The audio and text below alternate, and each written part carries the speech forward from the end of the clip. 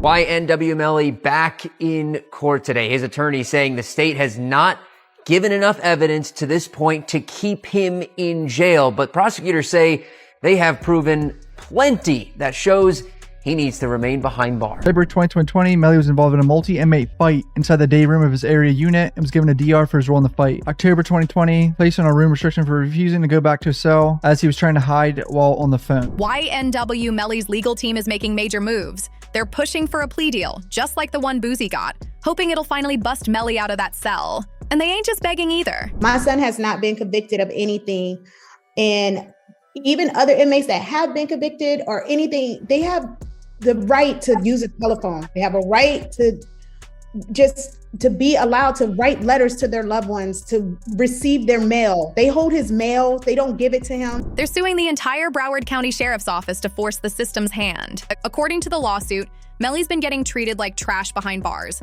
No calls, no visits, no nothing. For 3 straight years. He's been trapped in a cold, nasty cell with food so bad it can't even be called food anymore.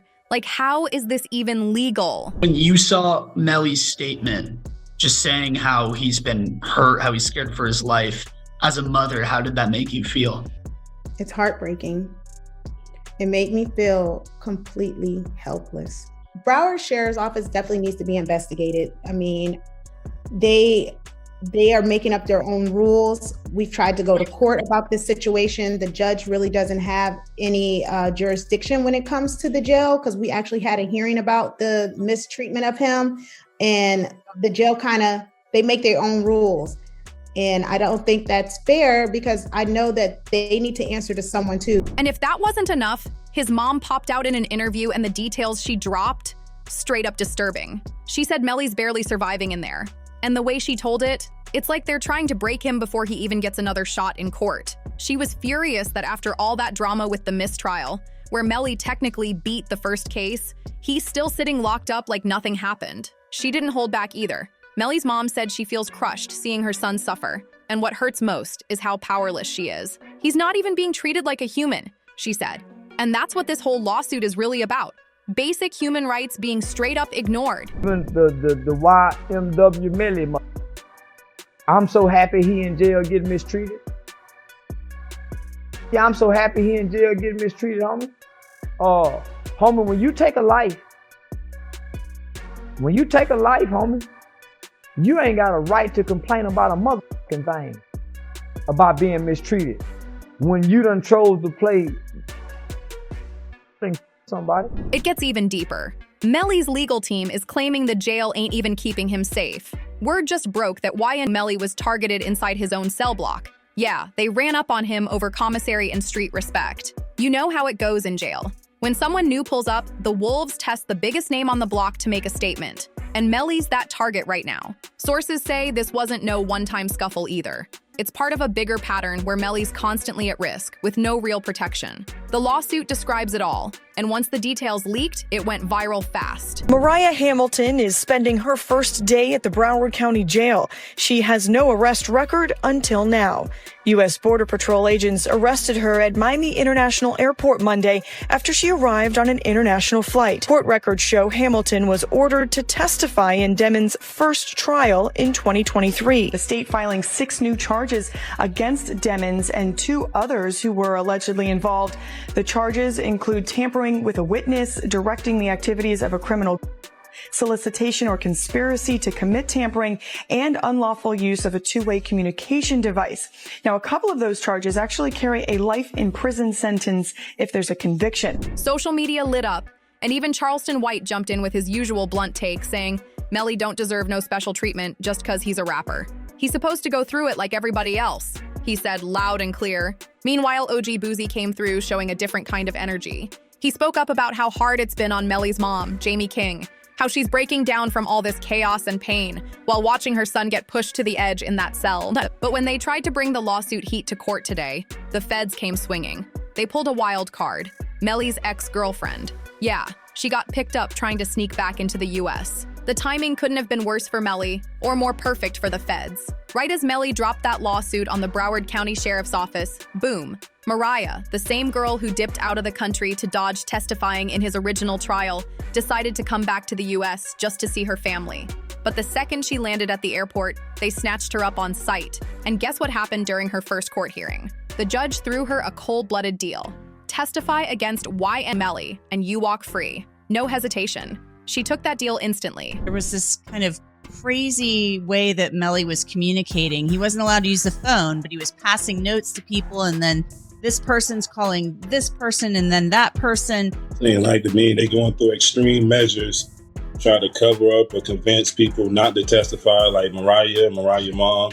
They was using code words like Rihanna and A$AP Rocky's baby mom. That moment right there turned into the worst possible news for Melly. Mariah even hopped on Facebook during her ride home and wrote, "On my drive to my village, thank you to my village. I love you all so much. God's plan, not mine." But what's got everyone really shook is what the feds pulled out of her iCloud account.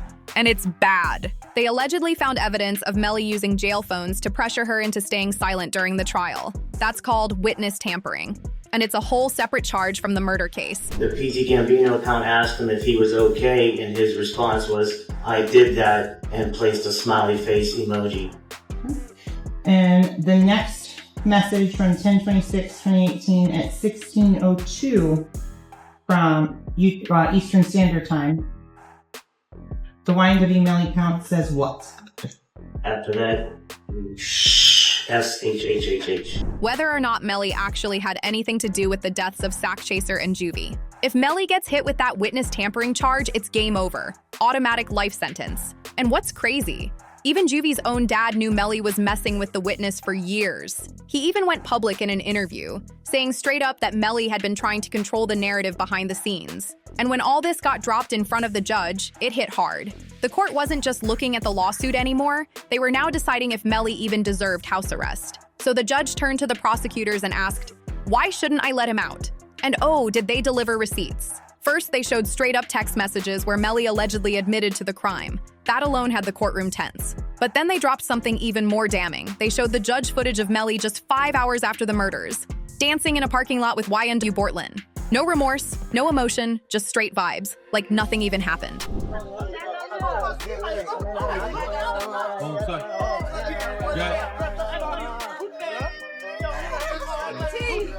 Melly still turned regardless of what happened this early morning. He's still out here being very positive. Turned still. Hey! No, still turned, regardless of what happened. You already know. Prosecutors said that was Melly's way of flexing, trying to show he was untouchable. They claimed that kind of behavior proves he shouldn't even get a shot at house arrest. But they weren't done. The cherry on top? They pulled security footage from the studio, showing Melly hopping into the back left seat of the Jeep right before the other 3 guys entered. This next part is what's got Melly's entire defense on shaky ground. Court documents clearly state that the direction of the bullets, left to right inside the Jeep, lines up exactly with where Melly was sitting, back left seat. Even Juvie's own mother confirmed that Melly was sitting right there. That one detail is now haunting his whole case. Can you state your name?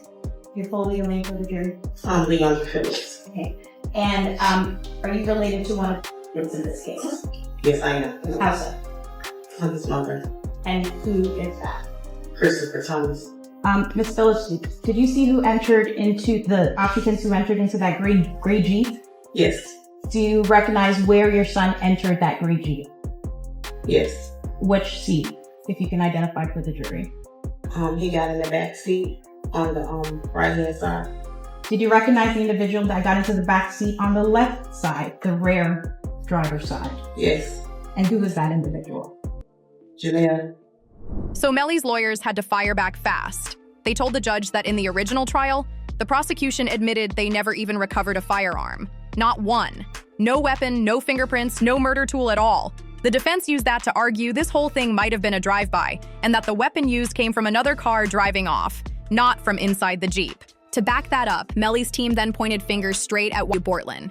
They dropped evidence found during a raid at Bortlen's house, claiming he was the one with suspicious material, not Melly. So the first thing is I didn't have a firearm, so I can't know which firearm I'm going to use in order to replicate any of my tests. So I can't make tests for this determination because I don't know what was used. Okay. Inside the court files were wild notes and photos pulled from the raid, Images allegedly showing detailed descriptions of jurors from Melly's previous trial, with info on where they sat and what they looked like. Let that sink in. If the jury had found Melly guilty, it looked like Bortlen was getting ready to slide for revenge. That's how deep this loyalty ran. Melly's co-defendant YNW Bortlen was booked into a Miami jail Monday night and is being held behind bars on an out-of-county warrant. We just confirmed the warrant is out of Broward County for witness tampering. The warrant obtained by Law and Crime Network states as follows. On or about April 10, 2023, continuing through and including July 22, 2023, Cortland Henry, aka Bortlen, along with others, did unlawfully and knowingly engage in misleading conduct toward another person with the intent to cause or induce them to withhold testimony. The warrant continues the alleged witness had been summoned by the legal process to the jury trial of Jamel Demmons, aka YNW Melly. The dates in the warrant are important. Jury selection for Melly started in mid-April, and a judge declared a mistrial on July 22nd, the same day the warrant claims Bortlen allegedly tampered with the witness. But here's where it all flips, because now Bortlen took a plea deal. And guess what that means? He's going to be used to validate all the new evidence the prosecution is stacking against Melly. Every shady piece, every timeline gap. Bortlen can now connect the dots for the feds. To keep it real, this is sloppy. Bortlen, how the f you gonna have the notebook of the jurors in your house? Holy sh! Like, come the f on. It's like doing a and having the surveillance tape in your DVD player or something like that. You know what I mean? Like, come on, bro. Like they raid your crib and the surveillance footage of the is in your DVD player. They be like, oh, okay, thank you, brother. This can't be at your crib. And it gets even crazier. Why was Fredo Bang picking Melly up on the side of the road the same night of the murders? Right after the crime went down, Bortlen didn't stick around. He rushed Sack Chaser and Juvie straight to the nearest hospital. And Chris Thomas are... So what you're also going to find out is while Mr. Demmons is out there on the side of the road, 4 in the morning, 4:42 specifically, he sends a drop pin, digital homing beacon, to his current location, to one of his friends, Frederick Givens. Frederick Givens is also involved in the music industry, and he asked to be picked up. Frederick Givens, then about 11 minutes later, is sent another drop pin, where Mr. Demmons has moved a couple of meters. What you're going to find out as well, though, is these digital leashes, they have more than just phone call. But here's where it gets wild. Once he dropped them off, he vanished, hid in the bushes like a fugitive, waiting for rapper Fredo Bang to come scoop him up in the middle of the night. And how do they know all this? Simple. Mariah's iCloud again. Melly actually called Mariah while he was hiding in those bushes.